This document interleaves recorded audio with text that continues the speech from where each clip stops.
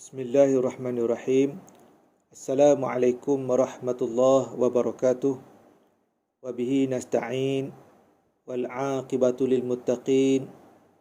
Wala udwana illa ala zalimin. Wassalatu wassalamu ala ashrafil anbiya'i wal mursalin. Wa ala alihi wa sahbihi ajma'in. Subhanaka la ilma lana illa ma 'allamtana innaka antal alimul hakim. Wala hawla wala quwwata illa billahil aliyul azim. Alhamdulillah, syukur kepada Allah Subhanahu wa taala dapat bertemu kembali dalam bicara ilmu PPD Tanah Merah. Insya-Allah kita sama-sama sentiasa berdoa kepada Allah Subhanahu wa taala agar dijauhkan segala penyakit dan kemudaratan, lebih-lebih lagi penyakit bawaan pandemik COVID-19 yang kita hadapi sekarang ini dijauhi. Amin ya rabbal alamin. Sebagai perkongsian ilmu kali ini, kita masih lagi berbicara tentang isu yang hangat dan penting yang perlu kita tangani sama-sama agar dapat mencegah dan menjauhi gejala cubaan bunuh diri.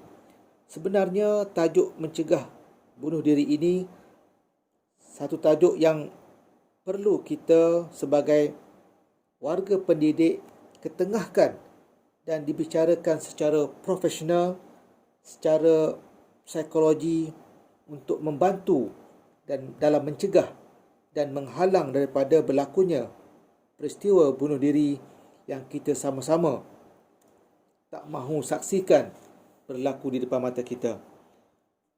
Lebih-lebih lagi, kita sebagai warga pendidik yang ada amanah dan tanggungjawab terhadap pelajar-pelajar terutamanya dan terhadap rakan-rakan kita, orang di sebelah kita dan diri kita sendiri perlu dipimpin ke arah kesejahteraan psikologi.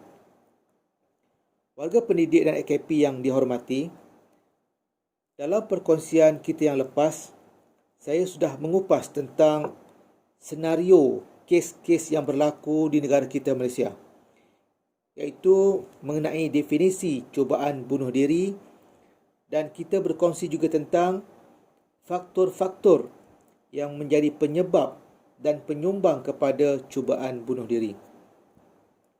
Baiklah, cuba kita bandingkan dengan senario kes-kes yang berlaku di negara Jepun, sebuah negara yang maju dengan teknologi. Kes bunuh diri di Jepun setakat 29 November 2020, iaitu bulan lalu, lebih tinggi daripada jumlah kematian sepanjang tempoh COVID-19. Negara Jepun telah lama bertarung dengan isu ini, iaitu isu bunuh diri, dan merupakan salah satu negara dengan kadar bunuh diri tertinggi di dunia menurut Pertubuhan Kesihatan Sedunia WHO. Data yang saya perolehi sehingga bulan Oktober 2020 iaitu seramai 2,153 individu maut akibat bunuh diri berbanding seramai 2,087 individu maut akibat COVID-19. Ini bermakna kematian bunuh diri melebihi 66 individu lebih banyak dari kematian akibat COVID-19. Alhamdulillah, negara kita masih lagi ada kesedaran yang tinggi tentang cubaan bunuh diri. Cuba kita lihat dari sudut agama, apakah hukum membunuh diri. Dalam firman Allah Subhanahu wa taala dalam surah Al-Baqarah ayat 195, A'udzu billahi minasyaitonir rajim wa la tulqu biaidikum ila tahlukah. Maksudnya, dan janganlah kamu sengaja mencampakkan diri kamu ke dalam bahaya kebinasaan. Maknanya ialah janganlah kamu melakukan sebab yang menjadikan kita ke arah kebinasaan. Maka hukum bunuh diri adalah berdosa besar. Sabda Nabi Muhammad sallallahu alaihi wasallam dalam riwayat Al-Bukhari dan Muslim, man qatala nafsahu bi syai'in uzziba bihi yaumal qiyamah. Maksudnya, sesiapa yang membunuh diri dengan sesuatu cara, pada hari kiamat kelak, dia akan diseksa dengan cara seperti itu pula. Secara jelasnya, sebagai contoh, jika seseorang yang membunuh diri di dunia ini dengan meminum racun, maka di neraka Jahanam nanti, ia akan terus meminumnya selama-lamanya. Wallahu a'lam. Warga pendidik dan AKB yang dihormati, dalam persoalan, bolehkah kita mencegah dan mengelak dari terjadinya tragedi bunuh diri? Jawapannya insya-Allah boleh. Jika kita sama-sama bekerjasama membanteras dan membantu mereka yang cuba untuk membunuh diri.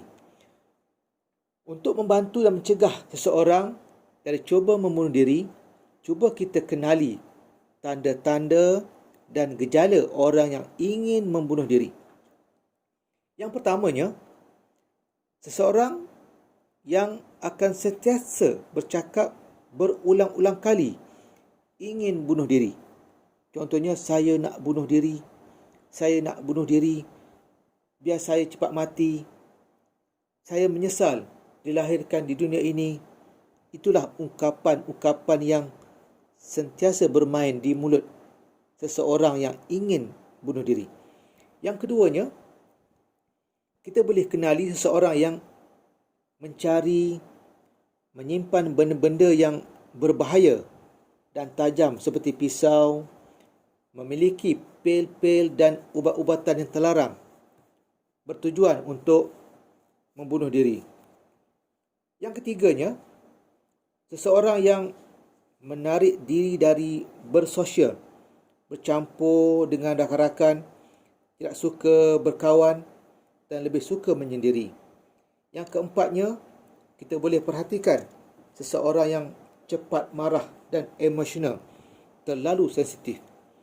Yang kelima, kita akan perhatikan seseorang yang berkelakuan, sentiasa memikirkan tentang kematian, mati yang macam mana lebih senang, kesakitan, adakah mati nanti menakutkan, menyakitkan, adakah sentiasa bermain di dalam mindanya, cara yang terbaik untuk mati, adakah mati menyeksakan, sakit dan selesaikan masalah yang dihadapinya. Itulah seseorang yang sentiasa memikirkan tentang kematian, kesakitan dan keganasan. Yang keenamnya, iaitu seseorang yang rasa putus asa dengan perjalanan kehidupan yang dilaluinya. Mungkin ia merasa kesukaran untuk mencari penyelesaian masalah yang dihadapinya, sudah buntu dan burn out dalam apa yang dilakukan. Seterusnya, yang ketujuh, kita boleh kenali, iaitu seseorang yang mengamalkan atau penggunaan alkohol dan ubat-ubatan yang terlarang secara berlebih-lebihan. Mungkin mahu merosakkan diri secara perlahan-lahan.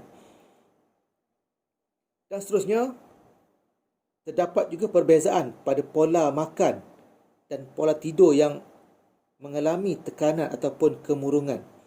Pada pola makan, mungkin seseorang yang dulunya makan ikut aturan dan juga jadual yang ditetapkan, tetapi apabila berlakunya kemurungan, pola makan tidak berselera dan tidak menentu. Begitu juga dengan tidur. Terdapatnya gangguan-gangguan semasa tidur dan tidak lena untuk tidur dan untuk berehat. Seterusnya, yang kesembilan, kita boleh melihat perubahan sikap abnormal, di mana kita lebih kepada